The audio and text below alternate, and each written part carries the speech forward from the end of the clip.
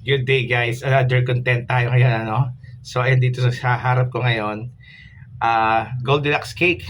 Ang dami nito. Ewan ko kung kakayanin ko to no. Kaya naman siguro ubusin no. Pero I won't take anything aside from this no. So pero bago ko kumain, syempre of course ano muna tayo. Test muna tayo ng ating random blood sugar kung ilan. Tapos kakain tayo. This time to check ko after an hour kung mag-spike ba, and then on the second hour. Hindi ko na alam ang timbang nito, no?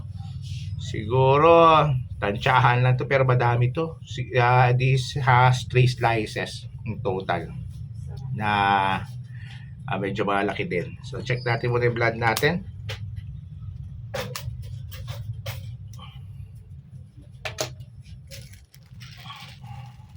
Goldilocks cake. Pero I will consume this, ito lang no, walang kasama. Naisip ko sana kanina samahan ng coke pero malilito tayo sa ating review kung ano ba magpapaspike, yung coke ba o yung cake. Pero definitely may spike to. The question is gaano kataas no. Alamin natin, baseline muna tayo.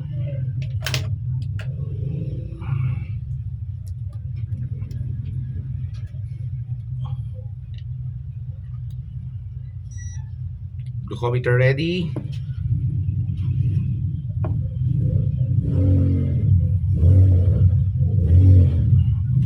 Pen ready. Check natin.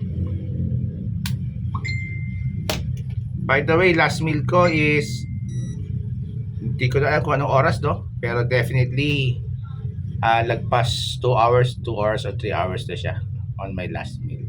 So tignan muna natin ating blood sugar. Yan. Medyo nagpakagutom talaga ako no para bumaba yung blood sugar natin kasi ayoko kumain before I eat this para maganda yung result. So 92. Then simulan ko na, kainin ko na to after an hour, balikan ko kayo and then we'll continue the video and then after that another hour ulit, total of 2 hours. Tignan natin kung ano yung mangyayari sa blood sugar ko. Etong cake to. For the close up, eto siya, ganito siya kadami. 3 slices. Oh, sarap. Sige, simulan ko na and then I'll cut the video na lang ano. Again, I will consume this. Ito lang, walang kasama iba. Harap. Ang tamis. See you back after an hour. Okay guys, I'm back. Balik na po tayo no. It's been an hour bago tayo kumain. O pagkatapos tayo natin kumain ng cake. So bumalik ako sa Goldilocks to look for the name of the cake para sure ano. Tapos Lucius cake siya. Lucius o Lucius cake ba yan tawag dyan no? So comment down below kung anong pronunciation na lang yan no? Tapos pag yung unang subo ko bago ko kiyat yung video, na-curious na rin ako para sigurado, sabi ko walang tansyahan. Tinimbang ko, total may kiluhan naman ako no. So 200 grams siya. 200 grams siya nung caramel cake Goldilocks para at least maganda yung basis natin. Hindi tansyahan ano. So 200 grams at walang kasamang iba. So yun lang kinain natin.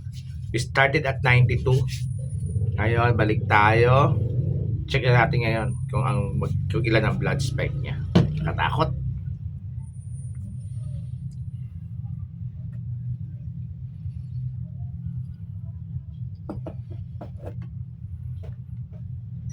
Glucometer ready.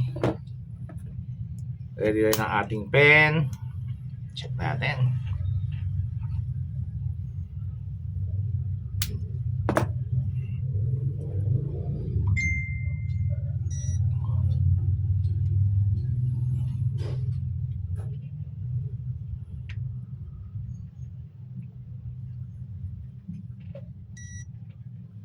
Ayan, taas. Grabe, 162 from 93. Actually, gaya ng sabi ko pag nag-gaseous sugar ako, nakakaroon ako konting hilo, no? After 15 minutes, pagtapos ko kumain ng cake, no? Sandali ko lang naubos yung cake ilang minutes lang pero after 15 minutes nakakaroon ako ng hilo. Siguro sa mga sanay sa sugar, sanay sa carbs, Para normal na sa inyo yun eh. Ako konting talaga nakakaramdam talaga ako. Pero hindi naman yung sobrang nakakahilong, nakakasuka na nahihilo ka, no? Pero kung papansinin mo, ako nararamdaman ko talaga siya eh. May konting hilo talaga pag sugar ako. Pero tolerable naman siya. So again, ayan, 162 from 93. Ang lakas ng spike niya after an hour. Hindi ako kumain ng kahit ano. Yun lang, si caramel cake lang. I'll be back after an hour again kung tataas ba ba siya o bababa na. Hopefully bumaba na, no? Kaya mag-maintain na lang, medyo mataas to, 162. I'll be back, guys.